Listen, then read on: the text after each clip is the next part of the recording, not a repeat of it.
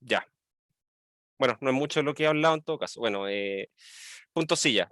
Técnica para hacerlo, gradiente igual cero, tomando derivadas sobre todas las variables del Lagrangiano, ¿sí? Eso funciona, como decía, cada vez que la función es de clase C1, ¿sí? Y después hay que verificar el borde del conjunto, que en el fondo podría ser el borde donde viven los X, en este caso es R, así que no hay ningún borde. Y el borde donde vive lambda, que en este caso es el lambda igual cero, ¿sí? Y en el caso de la pregunta 7, por ejemplo, acá ya no tengo la diferenciabilidad, pero se puede hacer algo similar a lo que hicimos ayer, que en el fondo es buscar puntos que hagan que el gradiente completo del lagrangiano, perdón, esto le puse I, esto es lambda, ¿sí? El gradiente completo de esto, de nuevo, lambda, que el gradiente completo de esto, o sea, tomar las derivadas parciales con respecto a todas las coordenadas, ¿sí? Chequear cuando esto da cero, primero en el caso buscando, digamos, x1 en R, x2 mayor a 0 y lambda mayor a 0, ¿sí? Después resolver lo mismo, pero para ahora x1 en R, x2 menor que 0, lambda positivo, ¿sí? Y el problema es que como estoy trabajando con derivadas, no puedo llegar y estudiar, digamos, en la línea que me queda, que es la línea x2 igual 0, ¿sí? Pero lo que sí puedo hacer es hacer una nueva subdivisión del espacio y ver la parte negativa de x1 y después ver la parte positiva de x2, ¿sí?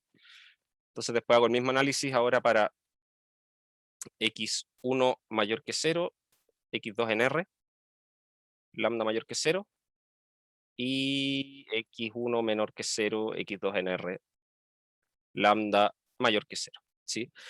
Y ahí, si se fijan, voy a estar cubriendo todos los casos en el fondo, ¿sí? Entonces, eso me justifica que en realidad me basta encontrar gradiente igual cero. Esto de acá lo estoy explicando como para mostrar que en realidad puedo reducirme a ese caso.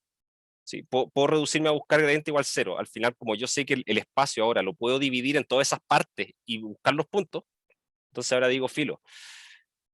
Tomo cualquier x distinto de cero, ¿sí? Calculo gradiente y busco puntos críticos. Sí, ya no me preocupa hacer la división. Esto de acá es para justificar que haciendo una división del espacio se puede lograr algo.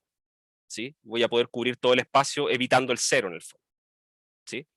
Esta es la justificación y lo que uno hace en la práctica es tomar gradiente igual cero en los puntos donde la función sea diferencial, ¿sí? ¿Se entiende?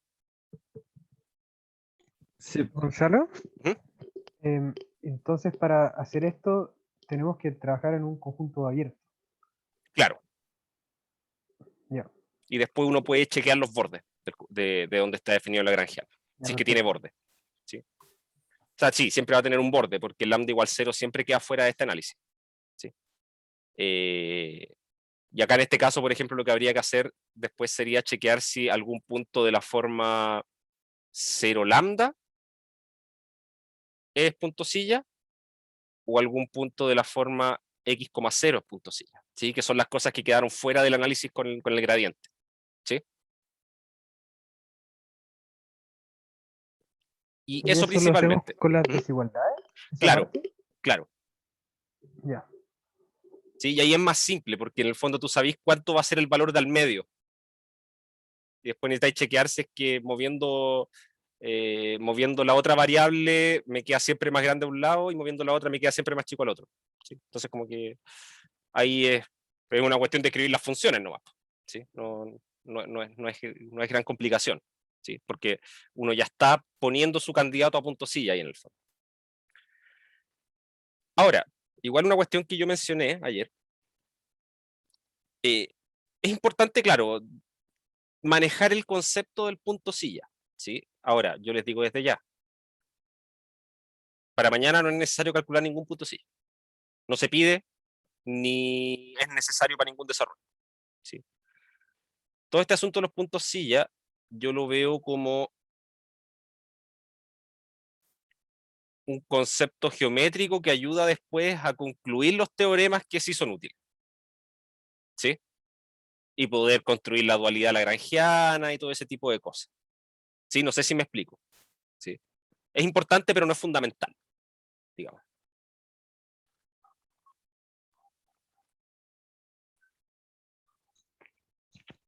Gonzalo, Dime. justo como lo mencionaste, ¿podemos revisar el dual lagrangiano de este problema? Que como que llego a que el máximo nunca se alcanza y no sé si lo hice mal. Del P9. Sí. Sí, el dual nunca se alcanza. O sea, el máximo nunca se alcanza. Ay, Porque tenemos que a ver, primero, lagrangiano, en este caso, lo voy a anotar de nuevo, era x más lambda x cuadrado. ¿Sí? sí, Eh, la función h de i que vamos a trabajar nosotros va a ser el ínfimo con x en r de x más lambda por x cuadrado. ¿Sí? O sea, estoy buscando el mínimo de una parábola. claro. ¿Sí? Entonces, bueno, eso lo podemos hacer con herramientas clásicas. Voy a derivar igual a 0. Y eso me dice que x tiene que valer menos 1 partido 2 lambda. Sí. ¿Sí? Entonces, esta función me queda definida como menos 1 partido 2 lambda para lambda mayor que 0. Ojo. ¿Sí? Eh, no tenéis que sumarle. Perdón. Sí, Sí, estoy anotando un montón de cuestiones mal acá. Esto y. Ah, sí, tengo que sumarle, perdón. sí. Sí. Menos 1 partido 2y, que eso es el x, más esto al cuadrado por Claro. lambda. Es 1 partido 4y cuadrado. Por Perdón, y. Claro, sí. eso. Y esto de acá nos da menos 1 partido 4y, y ahora sí, cuando y es mayor que 0. Sí, todo este análisis es válido cuando y es mayor que 0. Porque si y vale 0, ¿sí? H de 0 es el ínfimo con x en r de x.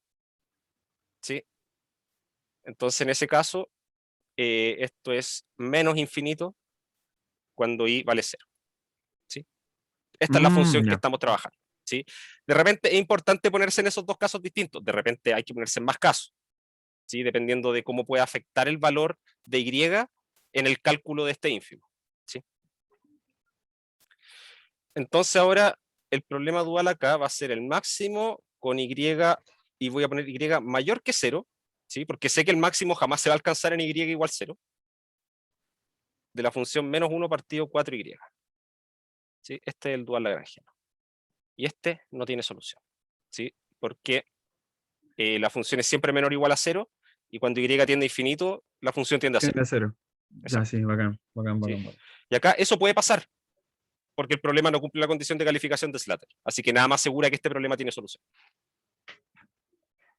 Sí, Ya, genial. Gonzalo, ¿Mm? en este mismo problema, al sacar KKT, yo llegué a puras contradicciones, ¿verdad? Era obvio, porque al final Claro, no cumple no cumple con Latter, pero claro, como que saqué porque era diferenciable y todo, y llegué a 1 igual a 0, entonces me dio mucha risa porque me decía, nos piden que demostrara que encontrábamos los vectores de KKT, ujú, pero explotaba KKT, de hecho yo ni siquiera sabía si lo podía ocupar. Pero antes respondiste que uno puede ocuparlo, pero no siempre se ha cumplido el claro. teorema. Uno puede chequear las condiciones de KKT, que eso es una cosa, ¿sí? Que es la existencia del lambda, del vector lambda con componentes mayores o iguales que 0 y todo eso, ¿sí? Y otra cosa es decir que eso equivale a ser óptimo, que ese es el teorema de KKT, Claro. ¿sí? Son dos cosas distintas. Entonces uno, independiente de si se cumplen las condiciones para el teorema de KKT, uno siempre puede calcular los vectores de KKT. ¿Sí? Ahora, que esos vectores de KKT me sirvan para algo, ya es otro tema. Vale. ¿Sí? Esa es la ligera diferencia. ¿Sí? Muchas gracias por la aclaración. De nada, Gonzalo, cuéntame. que cuando ahí H no, no me queda muy claro por qué H no es, H de I no es directamente menos infinito, como, porque es el ínfimo sobre I mayor o igual a 0 y Ujú. como que eso incluye el menos infinito. El ínfimo de esta función cuando y es mayor que 0. ¿Eso? O- Es que H de I se define como el ínfimo de la función con X en R y I mayor igual a 0, ¿no? Sí, pero fijo. Mayor o igual a 0, pero fijo. ¿sí? O sea, el y lo fijo acá, lo pongo acá y calculo este ínfimo. ¿Sí? Entonces lo que pasa es que, Ya, claro, claro, si es claro, es que una el y función es de- estrictamente positivo, esta cuestión es una parábola, filo, busco su vértice y listo, y evalúo. Ya, perfecto, perfecto. Y si no, me queda simplemente esta lineal, me queda el ínfimo de x y esa cuestión se va a menos infinito directamente. Ya. ¿Y había vectores de KKT? No, ¿No? Ya, perfecto. no, no, porque los vectores de KKT, a ver, lambda no puede ser 0, ¿sí? Cuando planteo las condiciones de KKT, es posible que sea 0, ¿sí? Porque finalmente al derivar voy a necesitar que x sea igual a 0. A ver, denme un segundo. Voy a anotarlo. ¿Sí? Necesito que el gradiente de f en x, ya, eso es, eso, 1, perdón, eso es lo que necesito. Necesito que esta expresión, ¿sí? sea 0 cuando lambda vale 0. ¿Sí? Cuando calculo el gradiente de esta cosa con lambda igual 0, me queda solamente un 1. Ahí llego directamente a 1 igual 0. Así que lambda no puede ser 0. Si lambda es mayor que 0, llego a esta expresión. ¿Sí? Y eso me va a decir que x tiene que ser igual a menos 1 partido en 2 lambda, pero a la vez necesito que ese x sea factible. Eso quiere decir que necesito que 1 partido 4 lambda cuadrado tiene que ser 0. Y eso tampoco pasa nunca. Así que no hay vectores de KKT en este problema. Perfecto, gracias. ¿Sí? De nada.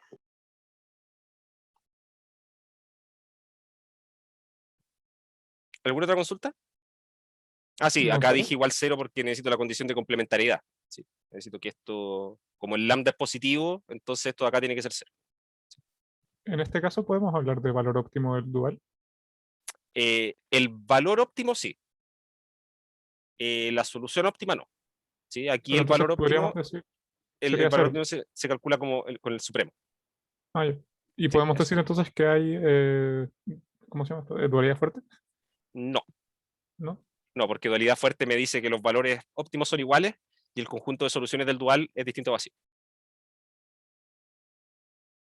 ¿Sí? Entonces se cae eso último, que el dual tenga solución.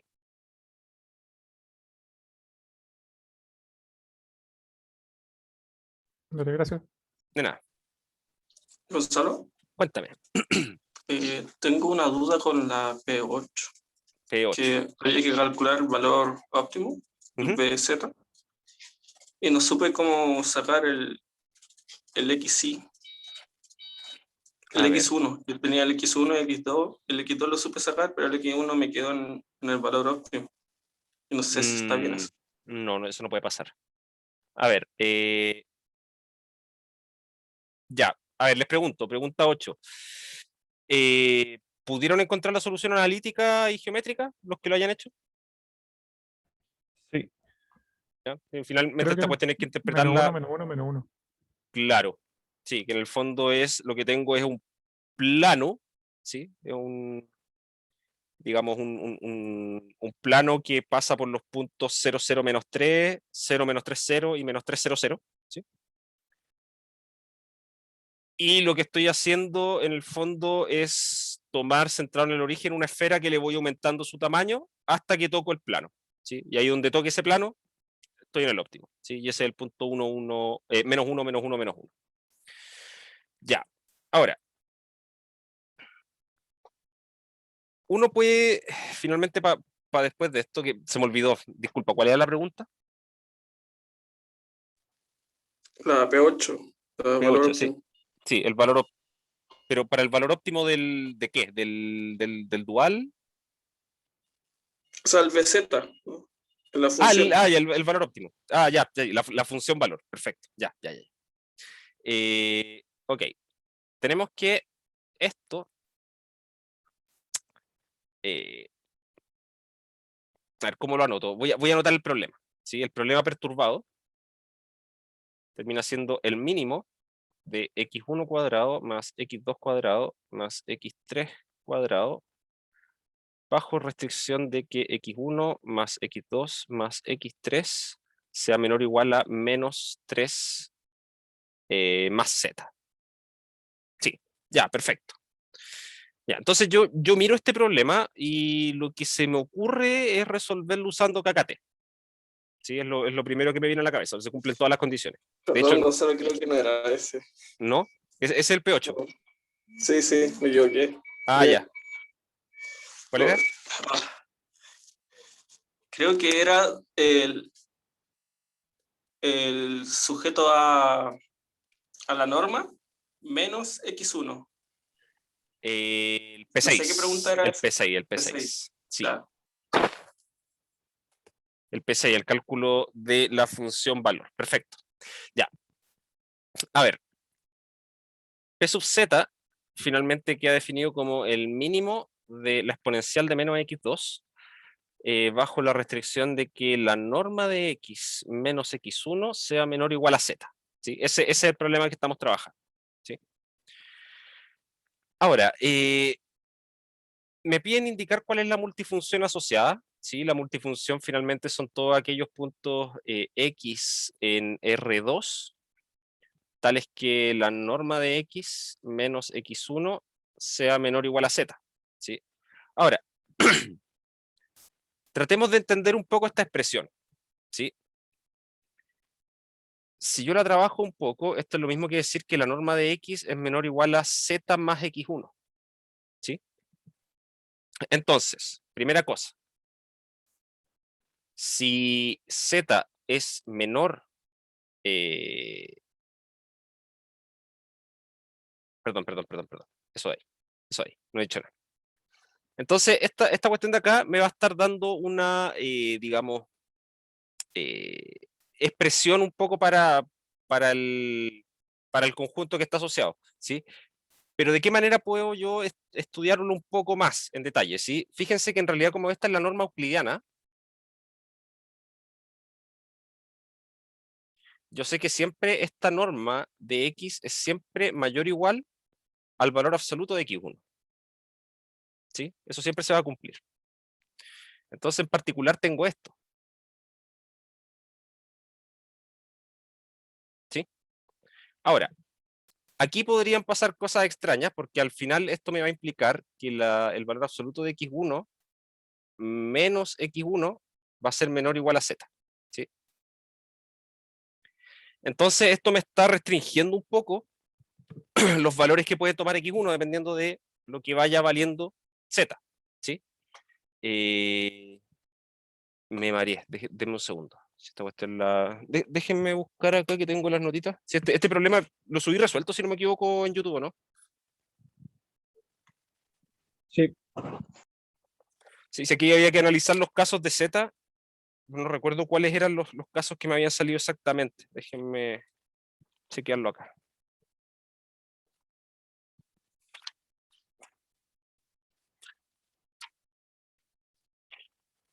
A ver. ¿Dónde anoté esta cuestión?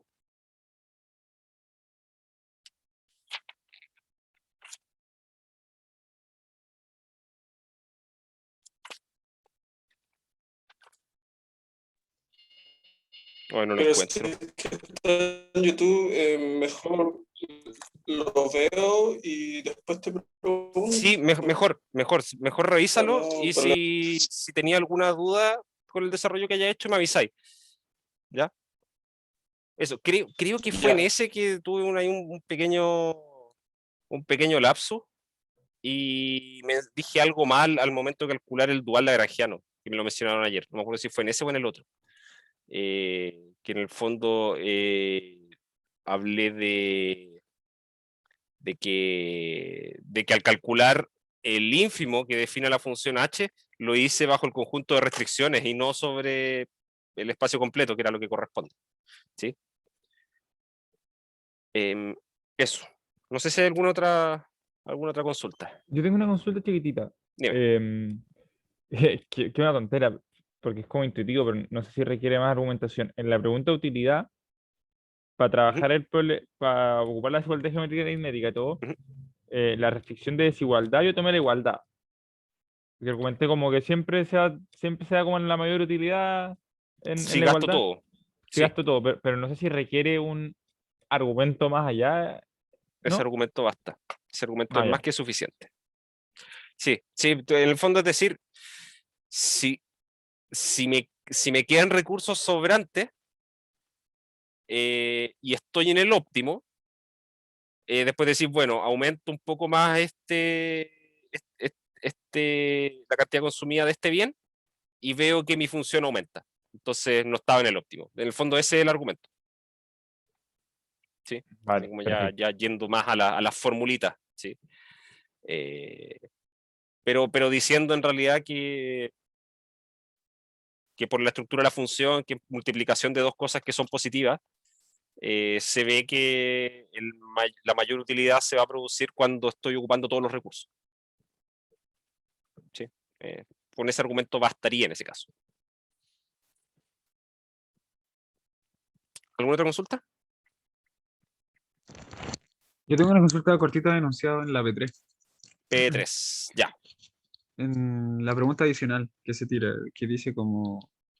¿Qué puede decir sobre el efecto en el valor óptimo? ¿Ese? sí, esa. Como Ya. que ya encontré un vector de sensibilidad, entonces se me pide hacer todo el análisis o simplemente digo es de sensibilidad, entonces no cambia mucho el valor óptimo. Esa es la idea. Estudiar Eh, eso de ahí, o bien puedes hacerlo tratando de estudiar más geométricamente el problema también. Esa es otra opción. ¿Cómo así? ¿Sí? Porque, a ver, ahí lo que estoy haciendo es minimizar. A ver, ¿dónde estamos parados en el fondo? Estamos parados acá. En el plano yo sé que x2 es menor o igual a x1, a menos x1, perdón. ¿Sí? Entonces estoy... Ay, me quedo pésimo. Estoy de aquí hacia allá. ¿Sí? Esta es parte de mi conjunto factible. ¿Sí? Y x1 menos 4, a ver, x1 cuadrado menos 4 menor o igual a 0. Eso es x1 al cuadrado menor o igual a 2. ¿Sí? Así que x1 tiene que estar entre menos 2 y 2.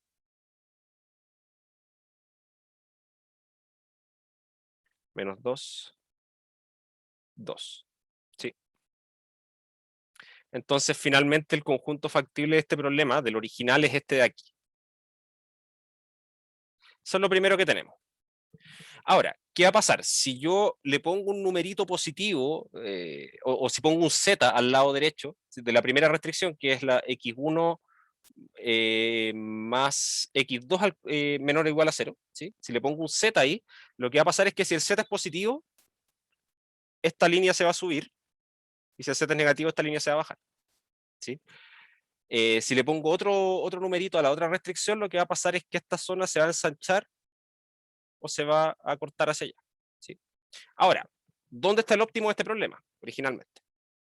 Resulta que esta función yo la puedo mirar de esta forma. La función objetivo es x1 menos 1 al cuadrado más x2 al cuadrado menos 1. Esa es la función objetivo. ¿Sí? Que de hecho el valor óptimo va a cambiar, ¿sí? Pero en términos de encontrar la solución óptima puedo borrar este menos 1. ¿Sí? O sea, estoy en una circunferencia centrada aquí. ¿Sí? Y tengo que buscar el menor radio que haga que esta circunferencia que voy a poner aquí centrada en el punto 1, 0, ¿sí? Intersecte al conjunto factible. Entonces, en realidad, como que mi solución estaba por ahí al principio. ¿Sí? Entonces, aquí, ¿qué es lo que se puede ver? A ver, si empiezo a subir esta línea, ¿sí? Porque fíjate que la pregunta se dice así como bajo pequeñas perturbaciones en el lado derecho de cada restricción. Ahí lo que quiero decir es verlas por separado, cuál es el efecto que tienen ese movimiento. ¿Sí? Entonces, fíjate, por ejemplo, que la segunda restricción, si yo la muevo hacia la derecha, está acá, por ejemplo, o sea, si pongo un z positivo en el lado derecho de esa, la solución nunca va a cambiar. Se va a mantener igual, porque mi conjunto factible lo único que va a estar haciendo es que van a aparecer más puntos por acá abajo, pero el punto donde alcanzaba el óptimo originalmente se va a mantener donde mismo. ¿Sí? El problema se produce cuando empiezo a tomar z negativo.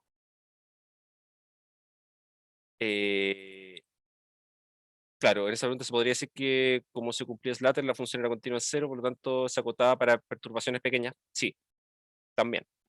¿sí? Como se cumple la condición de Slater, las perturbaciones pequeñas no van a alterar en gran medida el valor de la función objetivo, ¿sí?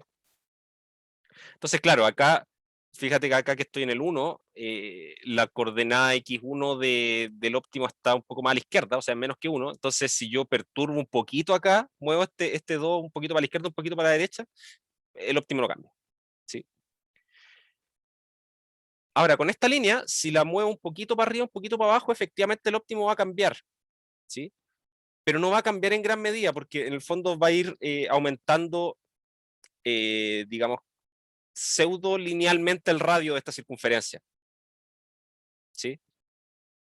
Y eso me va a mover el punto óptimo, ¿sí? Pero no me lo va a mover en mucho, o sea, si bajo esta línea un poco, el óptimo se va a mover como para acá para abajo, ¿sí? Como que no se mueve en gran medida. De hecho, probablemente el movimiento que tenga sea, digamos, con una velocidad lineal, ¿sí? Y eso sale justamente de la, digamos, del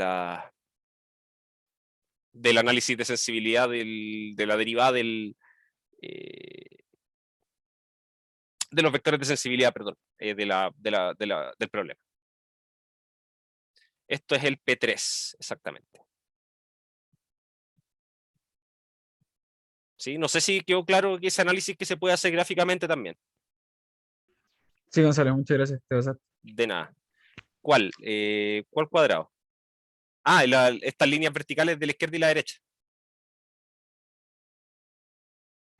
No, soy yo el del chat. Me refería al de la función objetivo, es que ahí como que le factorizaste para tener. Ah, sí, es que como tenía el x1 cuadrado menos 2x1, le sumé y resté 1.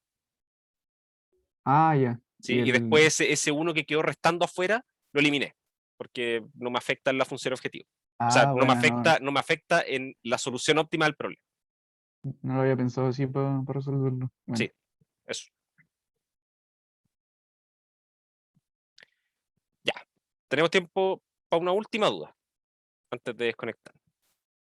No sé si tienen algo más, o bueno, después más tarde igual voy a estar en Discord hasta no sé qué hora, pero voy a estar. Sí, espero no quedarme dormido mañana, eso sí, para publicarle el control a la hora que corresponde.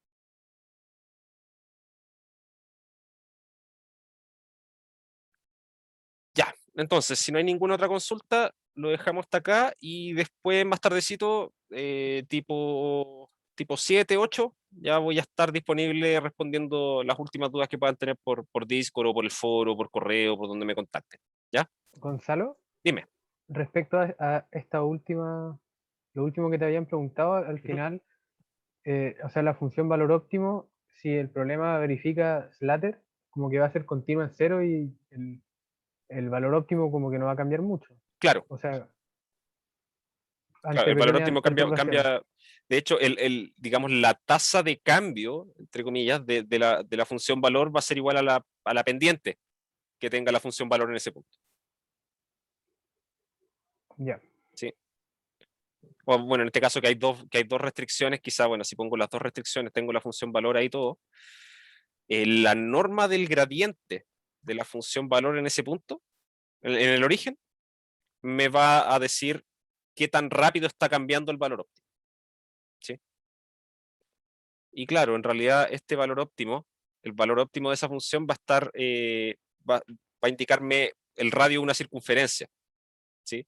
Entonces, si yo veo ese radio de esa circunferencia y sé que no está cambiando muy rápido, entonces el punto donde se está alcanzando el óptimo tampoco puede cambiar demasiado, ¿sí? Porque el radio no está cambiando en gran medida, ¿sí?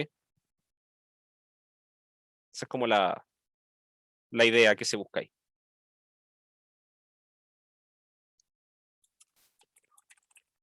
Ok, ¿alguna otra consulta?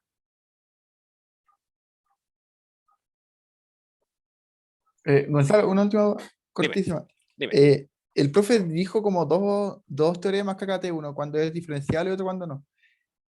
Y, Ya. o sea, y después dijo que el vector lambda que satisfacía alguno de los dos era de sensibilidad. ¿Cuál de los dos era que satisfacía? En el caso suave, si no me equivoco. Cuando no son diferenciales. Cuando son diferenciales. Cuando son diferenciales. Sí, Ya, sí, vale. sí. Gracias. De nada. Ah, sí, y en ese sentido, si vieron esas dos versiones, preocúpense del caso diferenciable nomás. Les digo desde ya. Ah, sí. Ah, bueno, ya. Eso.